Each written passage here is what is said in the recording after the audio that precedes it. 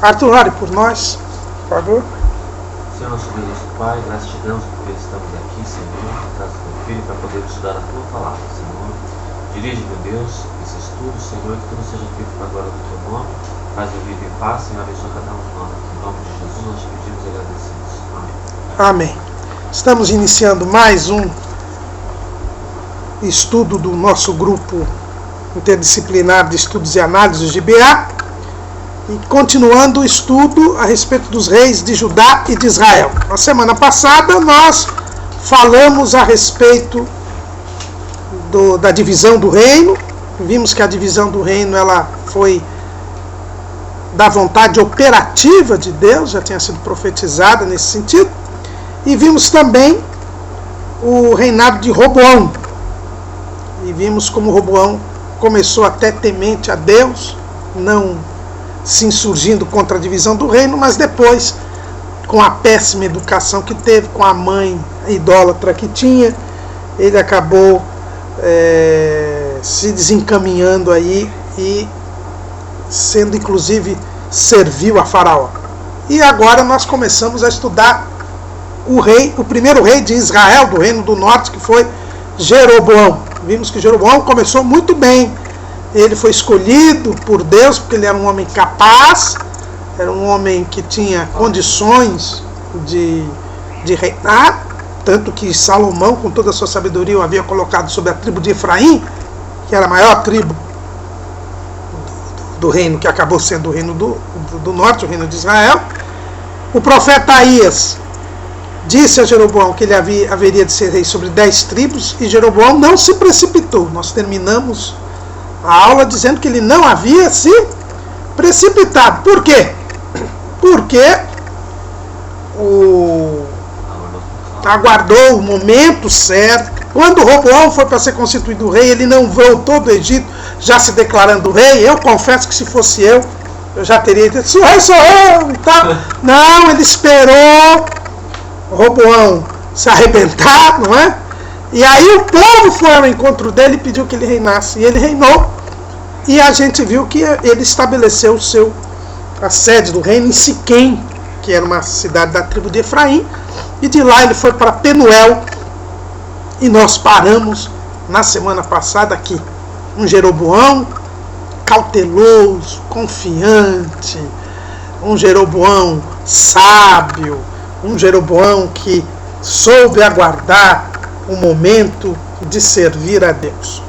E foi aí que nós paramos. Eu vou pedir para que o professor... Ele começou bem, mas não quer dizer que ele serviu a Deus bem, né? No começo. Não, no começo ele servia a Deus. Ele não era... Ele era servo de Deus. Se ele não servisse a Deus, não o teria escolhido. Ele só saiu do Israel. Ele só saiu do Israel perseguido por Salomão. Sim, tá sim. Certo? Porque o fato de ele ter começado bem não é sinônimo de ele servir a Deus no começo. Por quê? Essa questão de não, mas eu estou dizendo que esse bem. Ele servia a Deus. Eu estou dizendo que ele começou bem porque ele serviu a bem, né? A Deus nesse sentido. Ele esperou o momento do cumprimento da promessa de Deus, ele não se adiantou, ele não se precipitou. O povo que foi ao encontro dele, não é? E aí, quando o povo chegou e pediu para que ele fosse rei, ele aceitou. E ele aceitou por quê? Não por vaidade pessoal, porque Deus já tinha dito que ele iria reinar. Sim. Então ele não tem nenhum erro. Eu vejo lá em Nabucodonosor, não era servo de Deus, mas ele fez, de alguma forma, a vontade de Deus. Porque era plano de Deus. Não, mas não vamos comparar Nabucodonosor com Jeroboão. Jeroboão foi escolhido por Deus. Ele foi escolhido por Deus.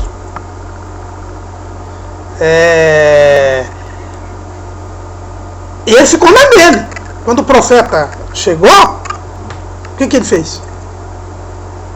Ele ouviu o profeta. Ouviu o profeta, tá, e foi voltar a trabalhar na função dele. Ele não tomou nenhuma atitude. Continuou. Guardou. Correto. Aí Salomão soube. Exato. Quis matá-lo. Aí o que ele fez? Fugiu. Fugiu. O que também já é uma prova que ele era temente a Deus. Porque ele podia fazer uma rebelião e dizer: agora que o rei está vindo contra mim, é o momento de eu me revoltar. Ele não se revoltou contra Salomão, mesmo Salomão querendo a vida dele. É só depois, é verdade, é só depois que ele vai se tornar idólatra, né? Só depois. Então, veja bem, aí ele voltou, aí ele só voltou do Egito depois que Salomão morreu. Que Salomão morreu. É verdade, não. Aí quando Salomão morreu, ele voltou para o Egito. Por quê? Porque o profeta tinha dito que ele reinaria depois da morte de Salomão. Ele não se levantou contra a autoridade, aí ele voltou. Quando ele voltou, é isso que eu digo, se fosse eu já voltaria, já ia para minha tribo e já diria: estou reinando. Que o rei roubou.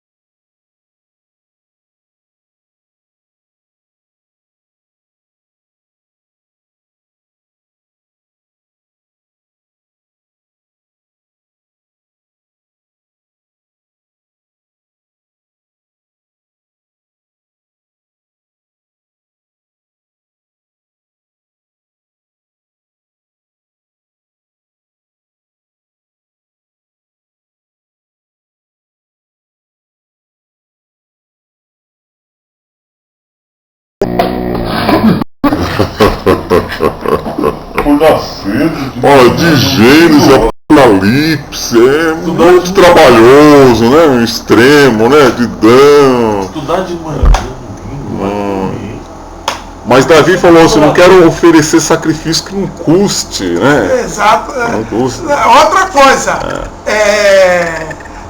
pra que estudar de manhã, né? Ou então, pra que ter que orar e se santificar? Se uma oferta resolve. Facilita. Se uma rosa ungida, um tijolo resolve. Os mercadantes estão aí. Um lenço, Provavelmente um suor. não está escrito não, mas provavelmente ele chamou esses levitas que foram para lá de radicais também. Você tá querendo se colocar. Sem dúvida nenhuma. Sem dúvida nenhuma. Eles eram radicais mesmo, porque largaram suas cidades, largaram seus terrenos, seus bois lá, para ir para ajudar sem saber se. Né? Então, muito trabalho você irá subir a Jerusalém. E outra coisa, né? Que a gente percebe que as coisas do mal, elas nunca são novas. Por isso, outro dia eu ouvi um cidadão falar que diz assim, diz velho ao diabo, né? Que o diabo sempre usa. Ele podia pôr tanta coisa, ele foi fazer bezerro de ouro. Eu podia ter feito tanta coisa, não é? Sei lá, um crocodilo. Não, vamos pegar o bezerro lá de trás, lá, o bezerro de novo. E por falta de um, que lá era um só, ele fez dois. Tá? E pôs estrategicamente, como ele disse aí, Dan é bem no norte. Mas não era a influência dos povos daquela época que o bezerro chamava muita atenção? Tinha um símbolo de... que atraía?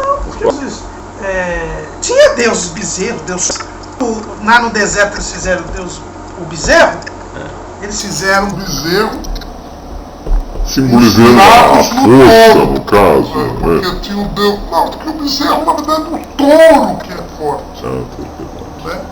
O bezerro... eu acho até que eles escolheram o bezerro lá no deserto, porque o deus touro, que era do Egito, era o ápice. Então, como era uma nação nova, acho que colocaram o bezerro. Até crescer. Israel era uma nação nova. Fortalecer. Ia chegar o tempo de fortalecer. Exatamente. Tá certo? E ele colocou um em Betel e outro em Dan. Pastor. Tem mais uma outra coisa. Pra Deus não reclamar muito, é só um bezerrinho, entendeu? Não o touro aí. É pequeno. Gradativamente. E ele colocou um em Betel e outro em Dan. Vocês, irmãos, vejam bem essas coisas. Estrategicamente, Betel fica no sul, no sul do Reino do Norte, né? E outro em Dan. Dois lugares justamente para eles não terem que andar muito. Não tem muito trabalho. Não tem muito trabalho. Então ele foi fiel à plataforma dele, entre aspas, né? Pôs dois já para facilitar, para dizer que estava facilitando mesmo, né? Agora, apesar da questão geográfica aí, nós temos também dois pontos aí que eu acho interessantes aí. Primeiro, Dan. Dan, vocês sabem que foi a primeira tribo que apostatou, foi a primeira tribo que caiu na idolatria em Israel. Está lá em Juízes 18. Quando mata lá a mulher do... Não, foi antes. Os danitas. Os danitas foi quando aquele episódio do levita na casa de Mica. Não é? Que eles pegaram aquele levita, que é o Jonatas, que é o nome dele, e eles levaram para Dan, e Dan foi a primeira tribo que se desviou. Foi a primeira tribo que até teve uma guerra civil, não foi? Uma idolatria. Por isso que dizem alguns, né, que o anticristo seria da tribo de Dan, porque a tribo de Dan, inclusive, não é mencionada lá nos 144 mil, lá no livro do Apocalipse. Porque a tribo de Dan, ela fica como um símbolo, uma figura do Israel apóstata. Tá? Então ela foi a primeira tribo que caiu na idolatria, está lá em Juízes. Vamos ler lá, Juízes.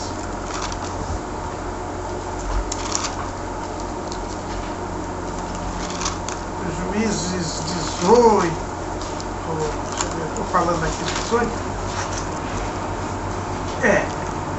Juízes 18, 30 e 31.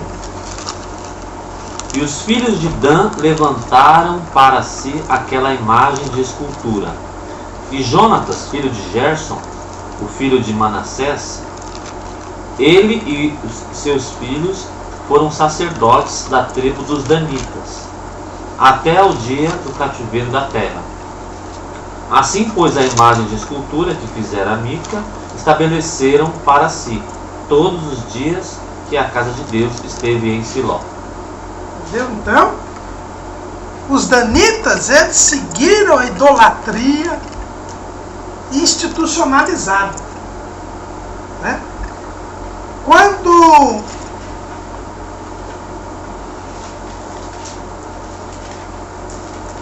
nós vemos também com relação a Dan,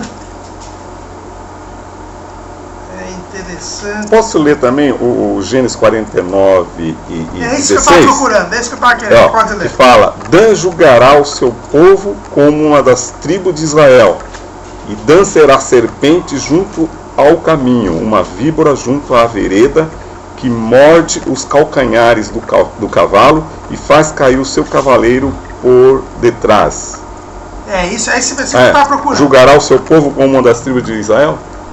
Julgará o seu povo como uma das tribos de Israel, porque aí quando dando as bênçãos foi Jacó dando as bênçãos finais. Quando ele falou de Dan, aí ele usou o quê? Tivemos um juiz que era de Dan. Quem era o juiz que era de Dan? Sansão. Né? Então quando diz Dan julgará uma das... Está profetizando a respeito de Sansão, que se também não cumpriu o voto de Nazireu, né? Mas continua, fala. Dan será serpente junto ao caminho, uma víbora junto à vereda, que morde os calcanhares do cavalo e faz cair o seu cavaleiro por detrás. Então, aí o que diz?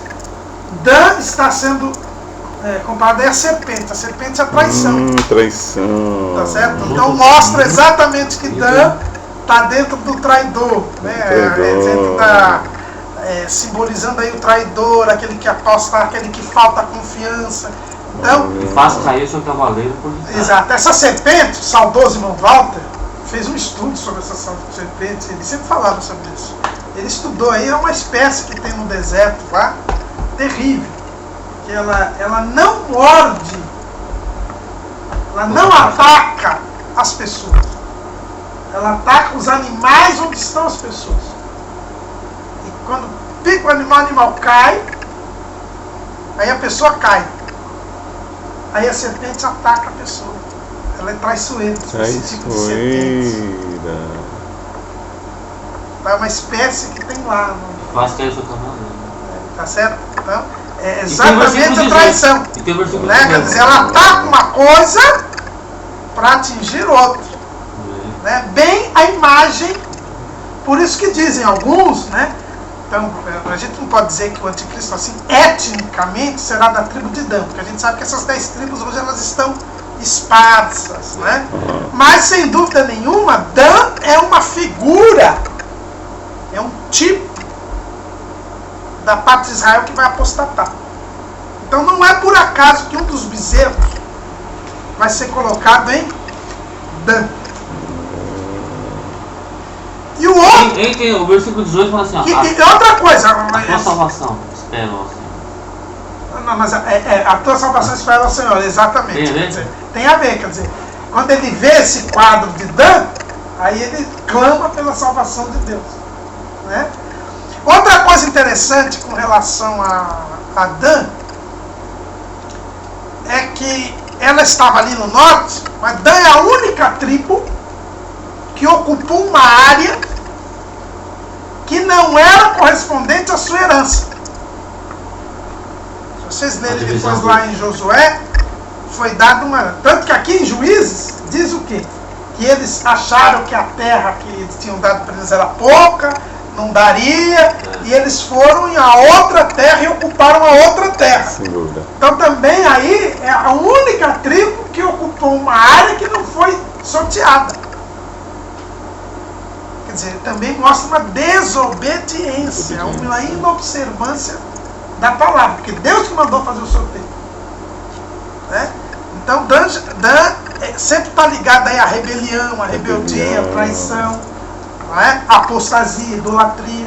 Né? Então Dan, ele simboliza essa parte do povo que apostata. Então não é à toa que Jeroboão coloca um bezerro em Dan. E coloca o outro em Betel. Quer dizer, aí o que a gente vê? Betel, nós sabemos que foi o local onde Deus se manifestou a Jacó. E onde Jacó fez o compromisso de servir a Deus. Ou seja, ao colocar o bezerro em Betel, Jeroboão, além da questão geográfica, ele também coloca o quê? Num lugar para, como se fosse uma profanação do altar de Deus. Porque Betel é a casa de Deus. É a casa de Deus. Era o local onde Jacó assumiu o compromisso de servir a Deus, inclusive. E aqui ele coloca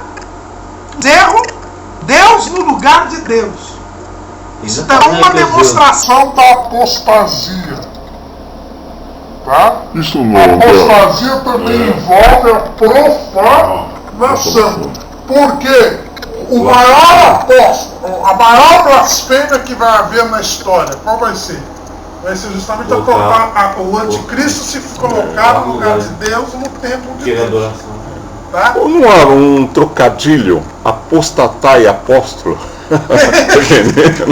Que alguns aí estão dizendo, olha, não precisa ter fé, vem aqui, confia na minha fé, quer dizer, não precisa de nenhum esforço mesmo, não precisa ir a Dan nem Betel. Em vez de apóstolo, é uma apóstata. Uma apóstata, o nome seria melhor apóstata fulano tal, né? Exatamente. Eu não vi um texto aí. Então dá um texto. Então,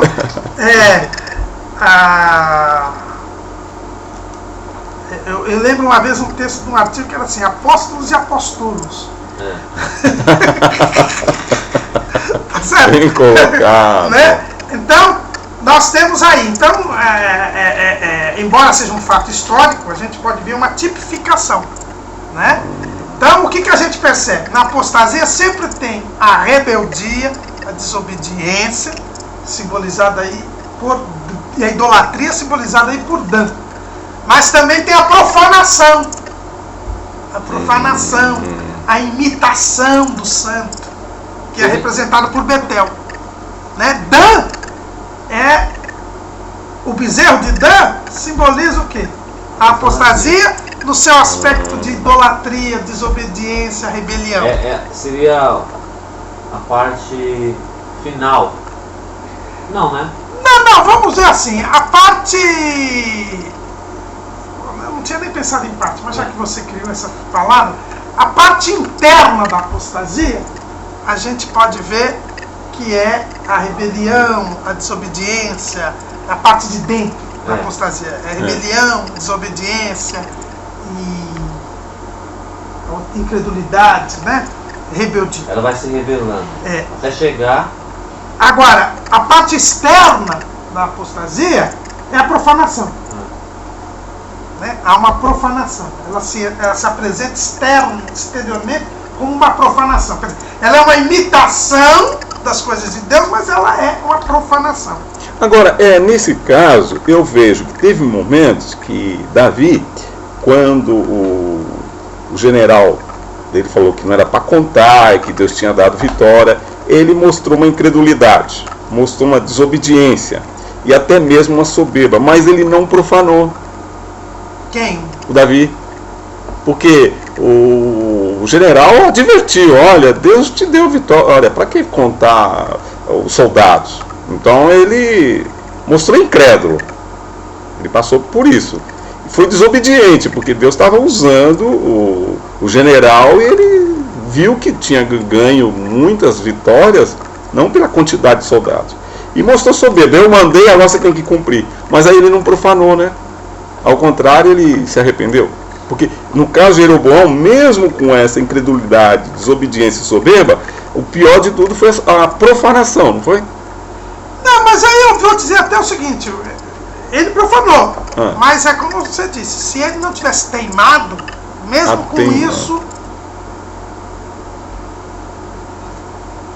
A teima que veio... A teima, porque a gente pode dizer que Davi até profanou, porque, na verdade, no momento que se começou a contar e que se conseguiu a soma, havia uma profanação. Mas aí ele logo retratou. Ele retratou. E já o Jeroboão não retratou. Não retratou. A diferença é essa. Tá aí. Então todos nós estamos, aí cai em Eclesiastes capítulo 7 e versículo 20 que fala: na verdade que não há homem justo sobre a terra que faça bem e nunca. Entendeu? Mas aí foi ele se arrependeu. É de todos. É de todos. Menos Jesus. O resto sempre... O amor de Deus é tão grande ainda, ele fala: filho, vai, retrata. Caim, vai, Caim. Vai, Saul, não faça isso, mas a pessoa não quer se dobrar. Não quer saber.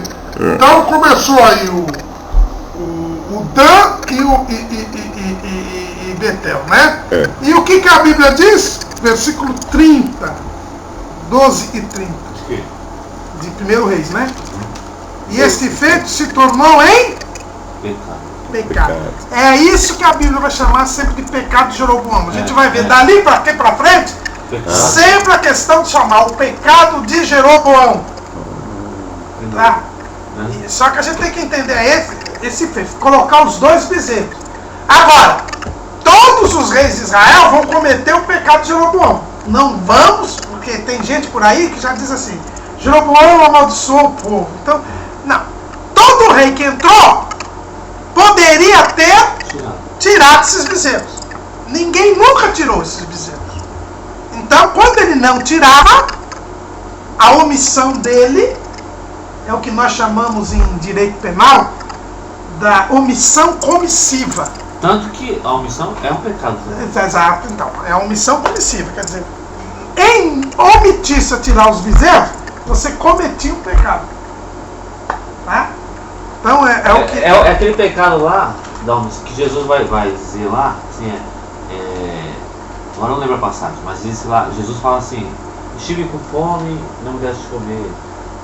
Aí, apartai-vos de mim, tal. Porque a omissão comissiva no direito penal, ela diz o seguinte, que esse é o princípio aí. Esse princípio é...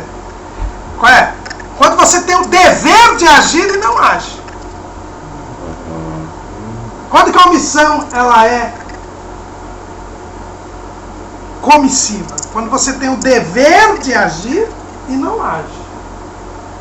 Então, por exemplo, uma pessoa está se afogando na minha frente. E eu tenho o dever de ajudá-la. Mas eu não ajo. Então, é omissão... Eu sou homicida. Pela lei, eu pratiquei homicídio. É omissão, como chama? Comissiva. Comissiva, de cometer. Então, quando você comete algo, se omitindo. Quando você tem o dever de agir. No caso, hoje, alguns ministérios que Deus até deu assim a graça, o dom do líder ter aquele carisma, ter o dom até mesmo de curar, e que arrancou de um outro ministério que também ocorria certos milagres. Em outras palavras, Deus deu 10 tribos para ele, deu graça, e ele anda cometendo essa omissão comissiva porque ele está dando continuidade ao que era lá no outro ministério. Isso daí também ele vai pagar muito caro. Que é necessário ele tirar o bezerro. Ele apenas só dividiu para ter um prestígio melhor como um líder próprio, né? Não quer se subordinar nada demais. Mexe nada. Tem o direito de agir e não fazendo. É isso? Tem o dever. Dever de agir e não fazendo. Quem lê para mim? 2 Reis 17, 21 e 22. 17, 21 e 22. Porque rasgou a Israel da casa de Davi e fizeram rei a Jeroboão, filho de Nebate. E Jeroboão apartou a Israel de seguir o Senhor e fez pecar um grande pecado. Assim andaram os filhos de Israel em todos os pecados que Jeroboão tinha feito. Nunca se apartaram deles. Complemento mesmo, hein? É aquele pecado lá, né? De que é uma transgressão, né? O pecado de Jeroboão foi esse. Mas o que aconteceu? E a Bíblia diz: Jeroboão apartou a Israel de seguir o Senhor e o fez pecar um grande.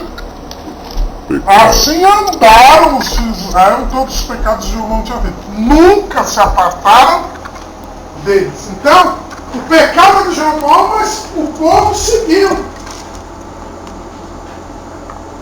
E o povo, é interessante que o povo é fiel, a uma porcentagem grande fiel ao líder. E principalmente quando Deus confia algum bem para aquele líder, e ele correspondendo, confiando no Senhor, né, na dependência do Senhor, que é uma humildade, ele é bem sucedido, independente do que ocorrer, né, no dia a dia. Né? Mas o interessante é que é isso, quer dizer, o pecado foi de Jeroboão, mas o povo seguiu. O povo não era obrigado a seguir, né?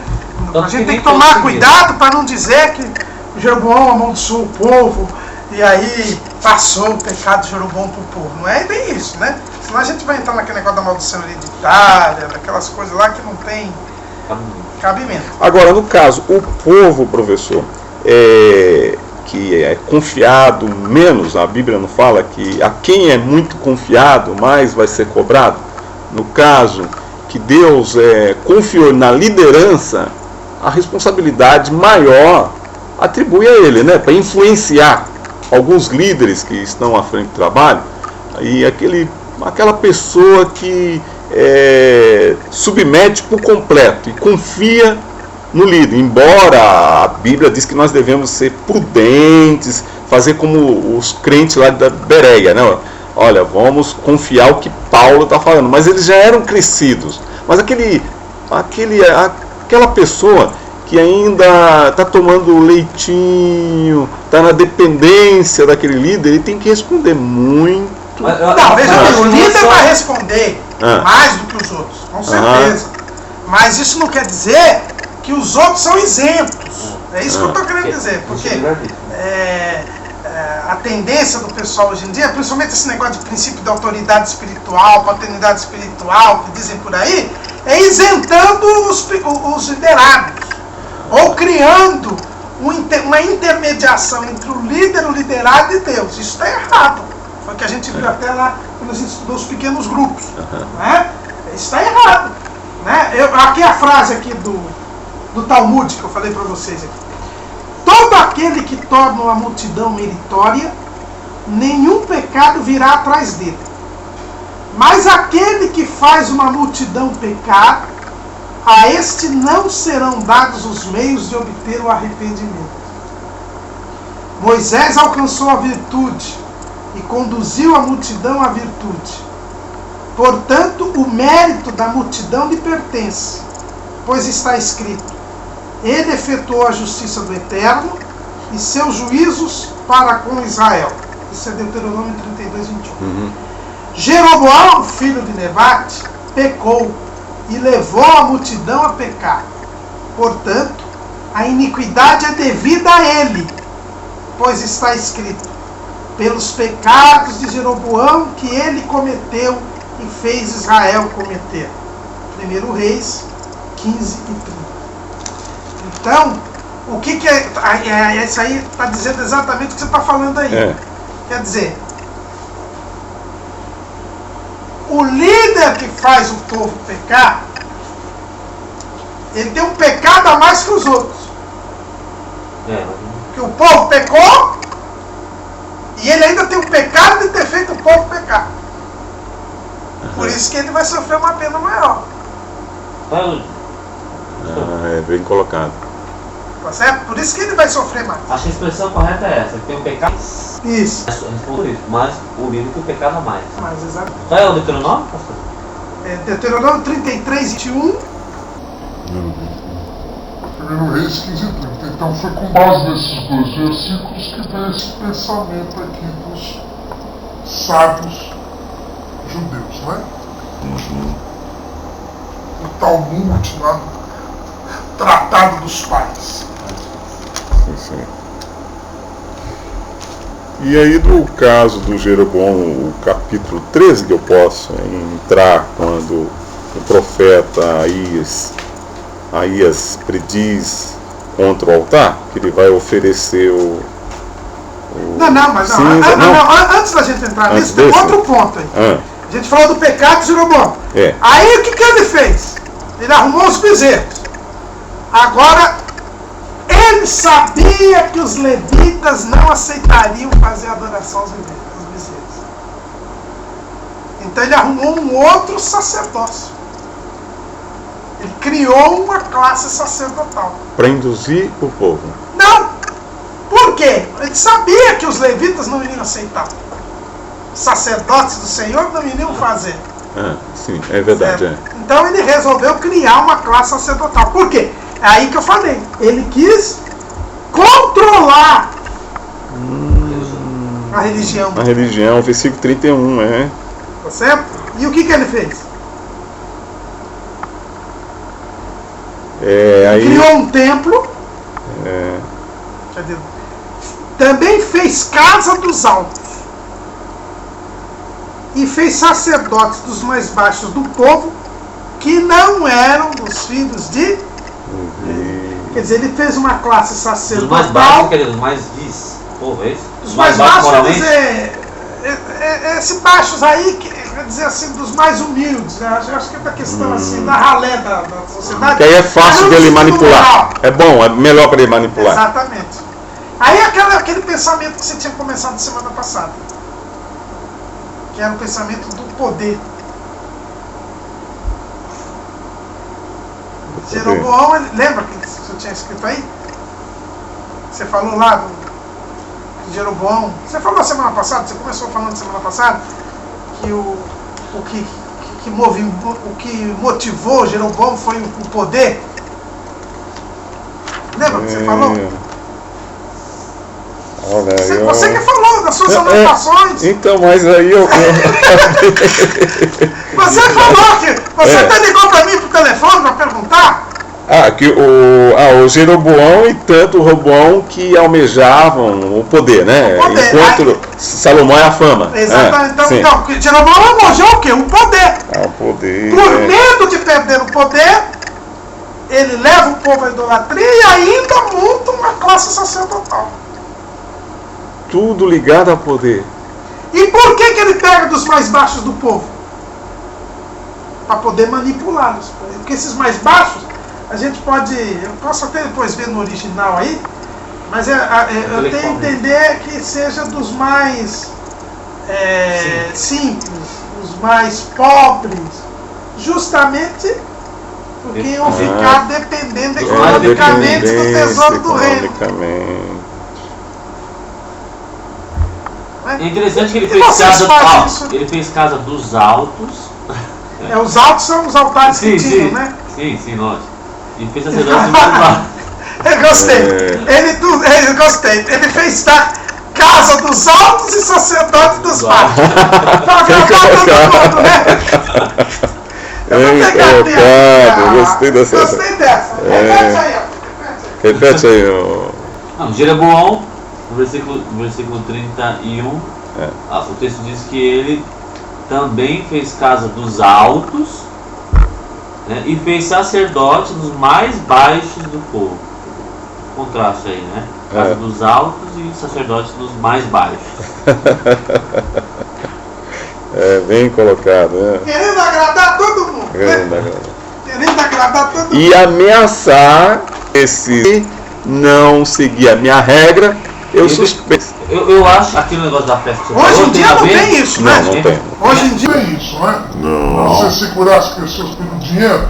Não, Não tem isso de maneira nenhuma, né? E veja que negócio da festa. Era só naquele. É a parte mais, como que diz, o bolso, Sensível. mais sensível, né? O negócio da festa lá que você falou, ó, no versículo 32 diz, ó, e fez Jeroboão uma festa. Por que ele fez festa? Porque lá também estava acontecendo. Certo. Mas olha a data, olha a data, isso eu ia falar também, vocês estão adiantando. Mas você fez. Ó, qual foi a data que ele marcou? No 8º mês, no 15º dia do mês, com uma festa que se fazia em Judá. Pra concorrer. Mas qual que dia que era a festa em Judá? Que mês que era? 14º dia, até o 14º dia, né? Ou não? Não, tinham 3 festas. Eu não lembro qual. Ah, Décimo- agora vamos ver como é que vocês estão aí. São 3 festas. Essa festa aí, no 8º mês, é a festa do Pentecostes. Tá em Levíticos Não, lá, a festa. Vamos Não é às Levítico festas. 23? Vamos às festas lá. Vocês aí estão mal de calendário, viu? Vamos Tão mal de atualizar calendário. aqui. Vamos lá. Ah, É 23 primeira meses. festa, 23 e 5. 23 e 5. No mês primeiro dia, primeiro, aos 14 do mês, pela tarde, é a Páscoa do Senhor. Que é essa semana, 14 de Nisan. 14 de Nisan, que é 14 do primeiro mês, é a Páscoa judaica. Certo. Que vai ser esses dias aqui. É um desses dias. É antes da. A dona Márcia falou pra mim ontem, parece que é amanhã, se não me engano. Agora vem a segunda grande festa, que são as 3 festas que o povo ia. Tinha outras, mas vamos ver assim. É o versículo 6? Versículo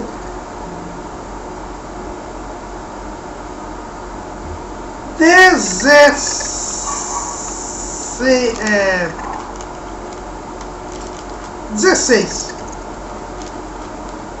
Até o dia seguinte, ao 7º sábado, contareis 50 dias. Então oferecereis nova oferta de manjares ao Senhor. Isso, então 50 dias depois do dia 14 de Nisan. Dava aí o mês terceiro, né? O mês terceiro. Que é o Pentecostes. Isso. Agora vamos à festa dos tabernáculos. Versículo 36. Levítico 23 e 36. 7 dias oferecereis, é isso mesmo? Isso. Ofertas queimadas ao Senhor. Ao dia 8º tereis santa convocação e oferecereis ofertas queimadas ao Senhor. Dia solene é, e nenhuma obra servil fareis. E quando começam esses 7 dias? Lê no versículo 34.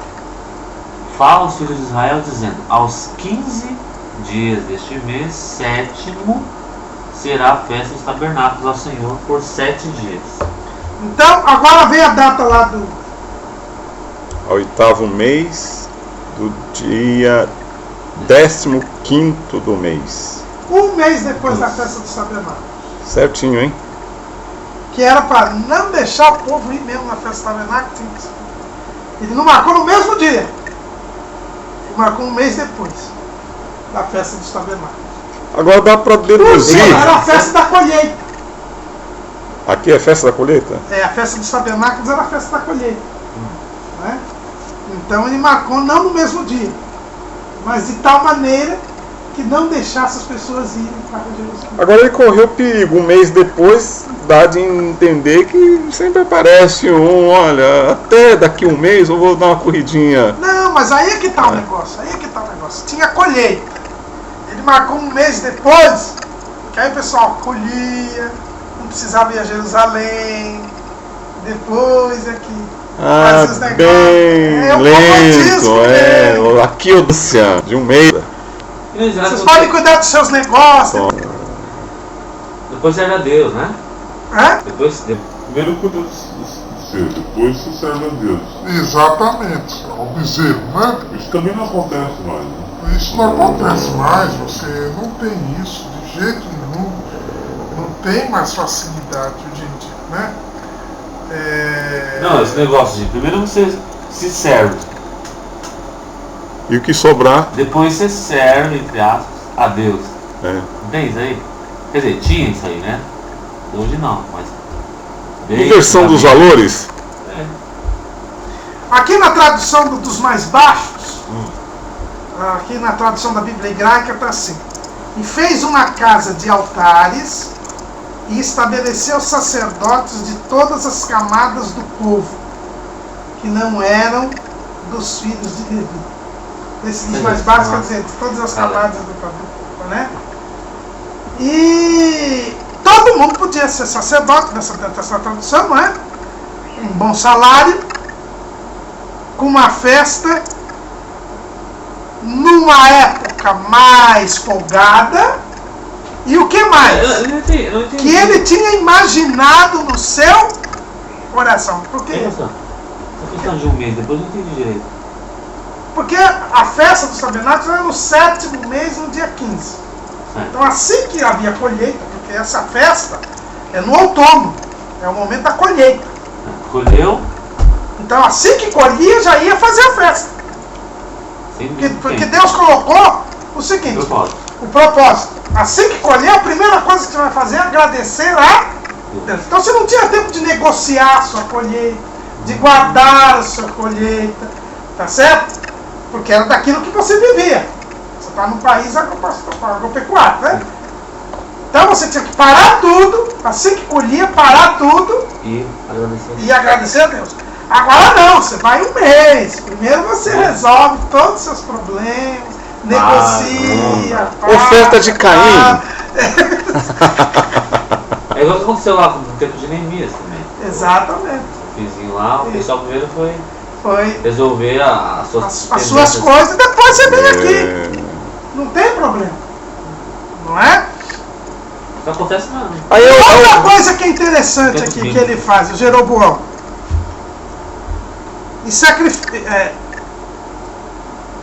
E fez Jeroboão uma festa no 8º mês, como a festa que se fazia em Judá. Quer dizer, a imitação aí. Imitação. A imitação é. Cibolete. Exatamente, a imitação de novo aí. Então, vocês percebem que a mesma lógica da apostasia na colocação dos bezerros, dos locais dos bezerros, é a mesma lógica do culto. É um culto do comodismo.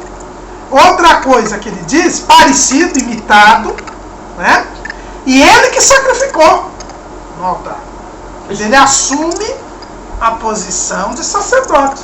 Quer dizer, ele quer ser o chefe. Suma então. Tá? É o chefão. Essa ideia do comodismo, só queria aproveitar um gancho, pastor.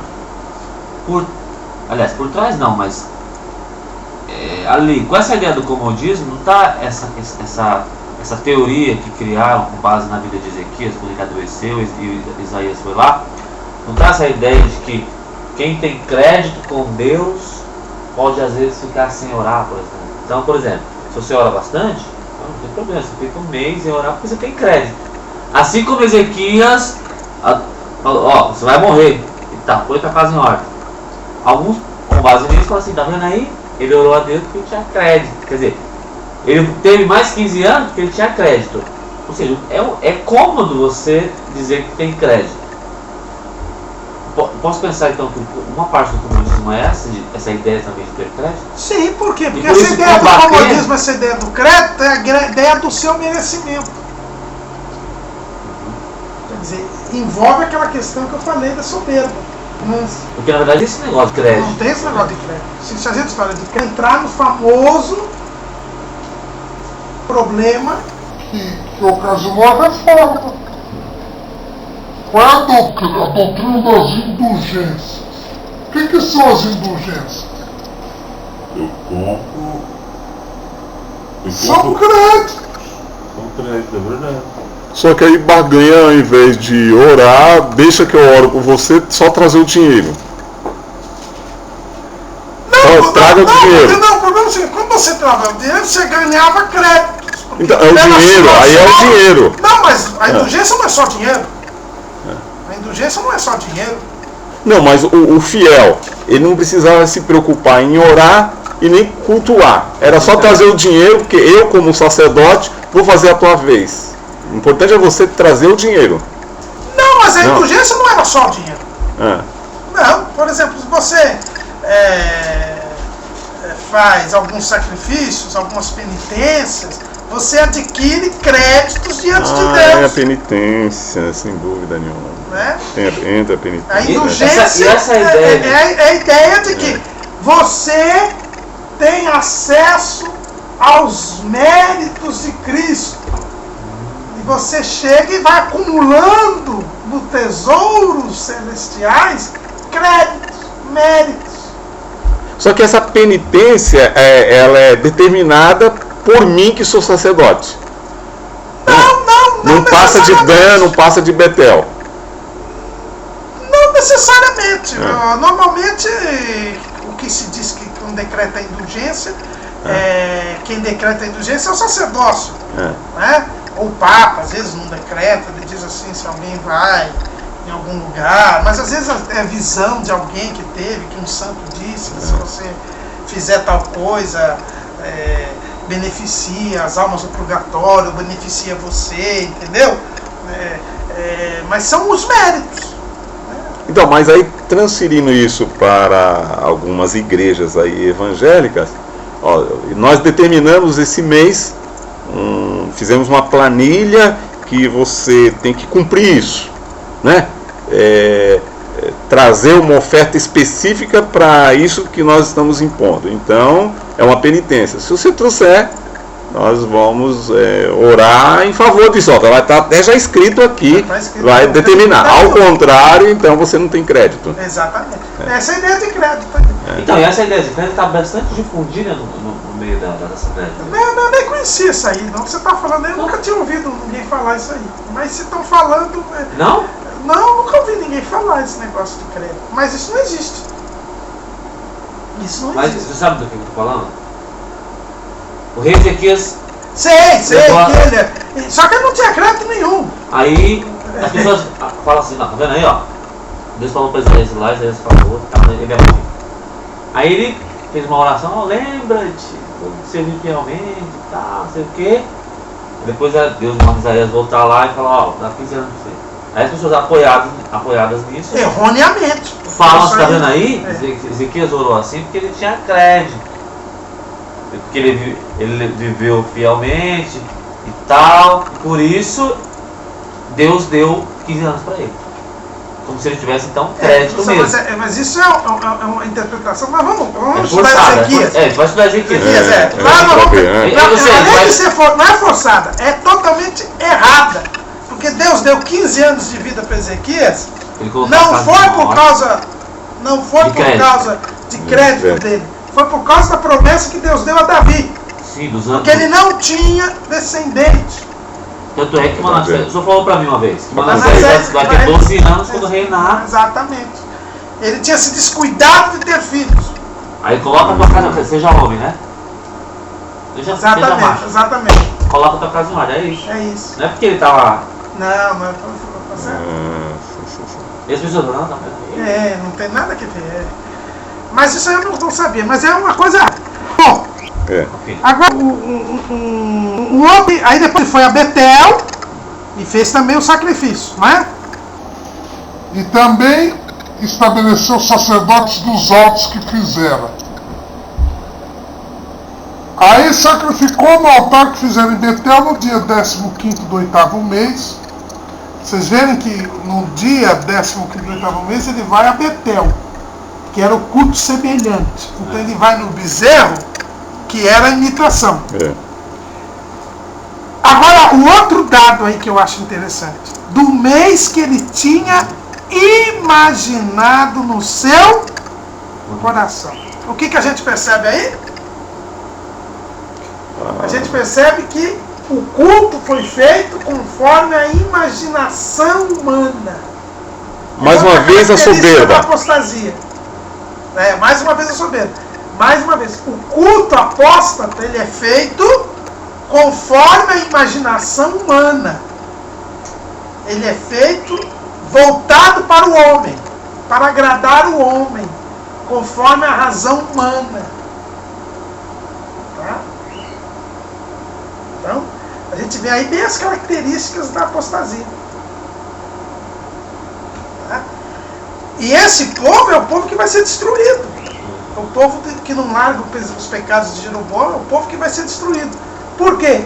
Porque montou um culto baseado na rebelião, na incredulidade, na desobediência, na imitação das coisas de Deus,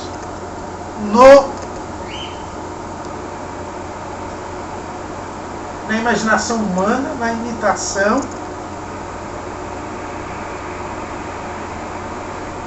e na facilidade, no comodismo. E é isso que tem caracterizado hoje a apostasia na igreja. A apostasia no meio do povo de Deus não muda. A igreja aposta, para que a gente vê qual é a igreja de Laodiceia. Rico sou e de nada tenho falta. Eis que estou à porta e bato, Jesus fala. Quer dizer, Jesus está do lado de fora. O culto todo é feito conforme a imaginação, na incredulidade, conforme aquilo que se acha que agrada a Deus. Então, aquilo que nos agrada. Então, se imagina que aquilo agrada a Deus. Daí criam-se liturgias, hábitos que a gente fala, não, isso aí agrada a Deus. Mesmo que não seja escrito na Bíblia, eu falo, não, eu acho que isso agrada a Deus. Eu acho que Eu acredito que deve ter alguns líderes religiosos aí que recorrem a alguns pesquisadores ou marqueteiros eu tenho certeza para ver como que deve mudar a essência do culto, porque a essência não pode mudar. Algumas coisas até pode haver uma inovação. Vamos dizer, há 80 anos atrás a minha igreja tinha determinado som, a qualidade bem inferior, e hoje eu posso mudar, colocar um som melhor, adaptar algumas coisas que não é a essência. Mas alguns estão mudando a essência. Isso que é o perigo. Na verdade, mudou bastante. Por exemplo, é a questão básica. Pregação da palavra no culto. Não há, praticamente, em muitos lugares. Isso é essencial. E não há, em muitos lugares. Quer dizer, você é radical, Arthur. Você é radical. Não é verdade? É verdade, não é, pastor? O evangelismo é essencial? Essencial. Em muitos lugares não há. E aí?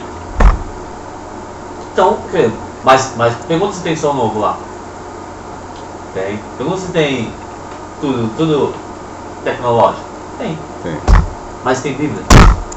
Então, o essencial. Isso é radical. Tem no PowerPoint.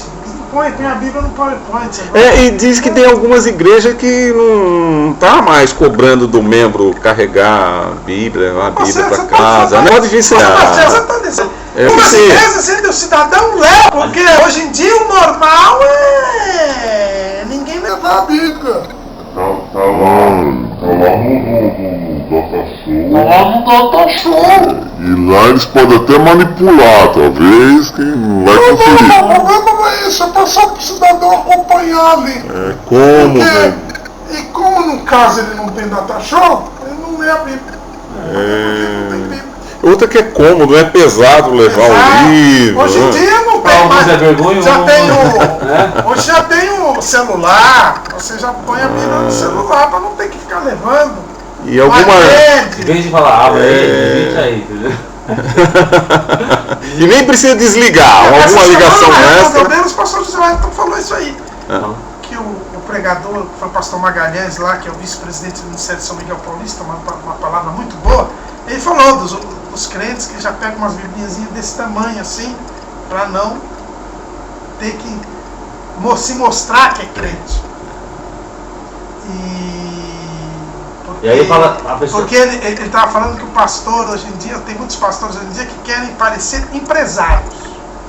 Então eles andam de paletó e gravata, tal, tudo fino, tudo não sei o quê, mas eles querem aparentar para as pessoas que são grandes empresários. Isso. Aí ele brincou assim, alguns só são empresários mesmo, mas tudo bem. Então, e o problema é que tem a Bíblia, que a Bíblia foge desse. Então eles arrumam Aí o pastor José Everton chegou e falou, eu gostei muito da pregação do pastor Marlene, só que o pastor Marlene está atrasado. Agora, como eles são empresários, eles têm o tablet, o iPad, eles não precisam mais, eles não têm mais esse problema da Bíblia. Olha, eu preciso ler esse livro, o monge, o executivo, ou monge, eu preciso ler esse livro, viu? O senhor falou aí, preciso ler. Mas é o comodismo também, né? A questão de não precisa trazer Bíblia. Quer dizer, se trazer Bíblia vai impedir você de vir para a igreja, vem para a igreja, não precisa trazer Bíblia. E assim acontece. É lógico, né? Porque isso, depois você sai da igreja, você quer ir para um lugarzinho assim, mas identificar não pode. Mas à vontade, né? Então, exato. você já não tem um peso.